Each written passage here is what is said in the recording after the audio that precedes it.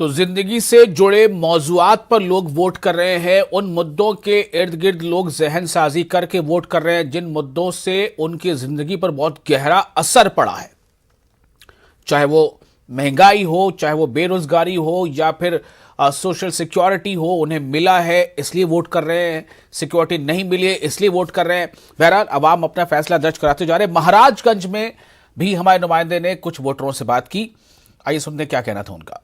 लोकतंत्र के इस महापर्व में लोग अपनी सरकार चुनने के लिए बेकरार हैं। घरों से महिलाएं घूंघट में निकल रही हैं तो बूढ़े बुजुर्ग और नौजवान भी निकल पड़े हैं अपनी सरकार चुनने के लिए। मैं इस वक्त खड़ा हूं सदर विधानसभा में और सदर विधानसभा की तस्वीर मैं इस वक्त आपको दिखाना चाहूँगा। अमावा का ये बूथ है जहां महिलाएं घूंघट में आई हैं और अपना चूल्हा चौका खत्म करके अपनी सरकार चुनने के लिए आई हैं। देखिए महिलाएं वोट डाल करके जा रही हैं। क्या कुछ मुद्दा है इनका, मैं इनसे भी बात करने की कोशिश करूंगा, लेकिन जो बूथ पर रंग है उसको मैं आपको शेयर करने की कोशिश कर रहा हूं। आप मेरे बाएं साइड में देख सकते हैं सुरक्षा के जवान हैं। हमारे साथ कुछ बुजुर्ग भी हैं जिनसे हम बात करने की कोशिश करेंगे कि आखिर जो आपने वोट डाला है उसका क्या मुद्दा है, आपने वोट डाला है, क्या कहना चाहेंगे, क्या समस्याएं हैं आपकी स्थानीय स्तर पर।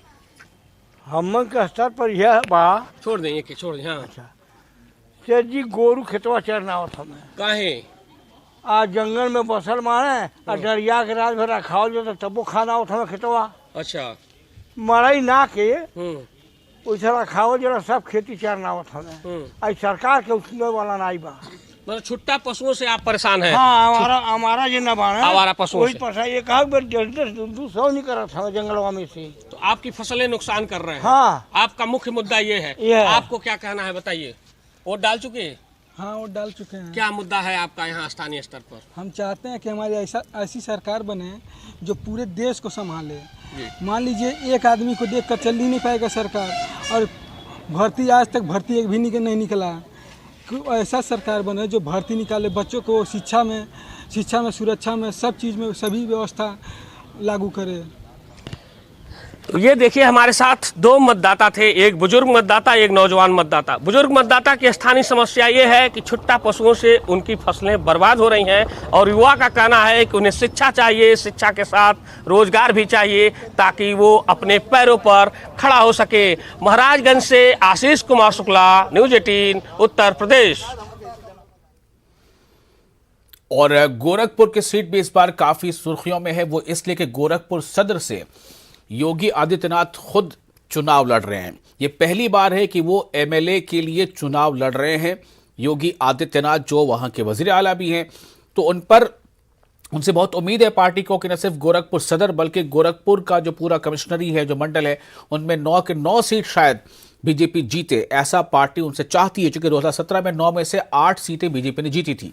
तो गोरखपुर के खलीलाबाद में हमारे नुमाइंदे तारिक कबर मौजूद थे, वहां उन्होंने कुछ लोगों से बातचीत की है, आइए सुनते हैं।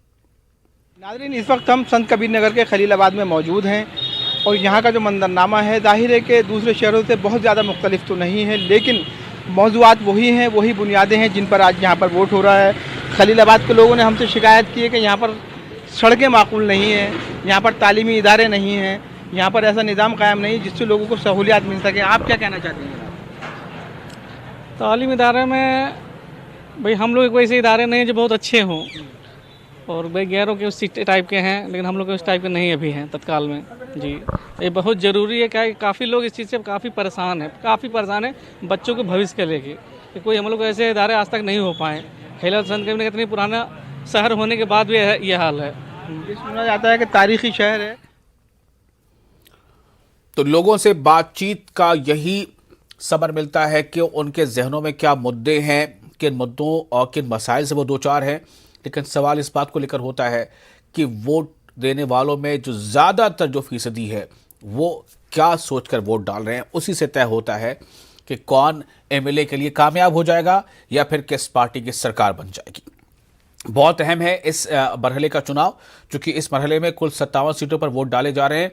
और मैं फिर बता दूं आपको, 57 में से अकेले 46 सीटों पर बीजेपी ने कामयाबी हासिल की थी पिछली बार, और इस बार बीजेपी के सामने मुकाबला खुद बीजेपी से ही कह लें तो बुरा नहीं होगा, गलत नहीं होगा, क्योंकि बीजेपी को अपनी पुरानी परफॉर्मेंस को दोहराना है, अगर उसे बेहतर करना है, अगर बीजेपी को इक़्तिदार तक पहुंचना। वही जो अखिलेश यादव ने जिस तरह से अलग अलग छोटी छोटी जमातों से को इत्तेहाद के साथ इत्तेहाद किया है और बनाया है, तो इससे ऐसा समझा जा रहा है कि बीजेपी ने जो चाल या जो हिकमत अमली इख्तियार की थी 2017 में, उसी को अखिलेश ने इख्तियार किया है और वो बीजेपी का मुकाबला कर रहे हैं।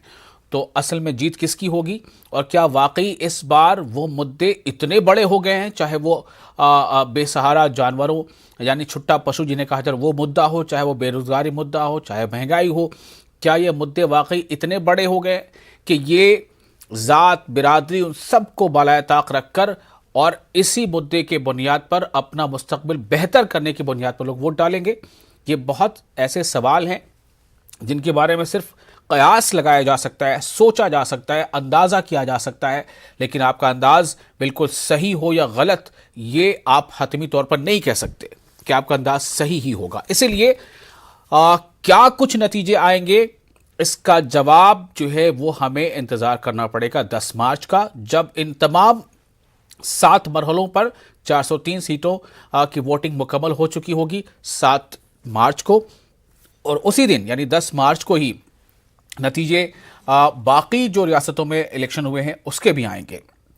तो बहुत अहम मरहला है आज के बाद एक मरहला उत्तर प्रदेश के लिए और रह जाता है, वो 7 मार्च का मरहला है, जब 7 मार्च को कुल 54 असेंबली कॉन्स्टिट्यूएंसीज यानी असेंबली हलकों में वोटिंग होगी।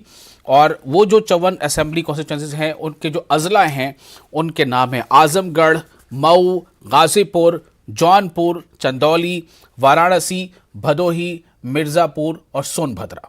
यानी ख़ासतौर से उसमें बनारस यानी वाराणसी और आजमगढ़, ये 2 ख़ासतौर पर ऐसे अजला हैं जो बहुत सुर्खियों में बने रहते हैं।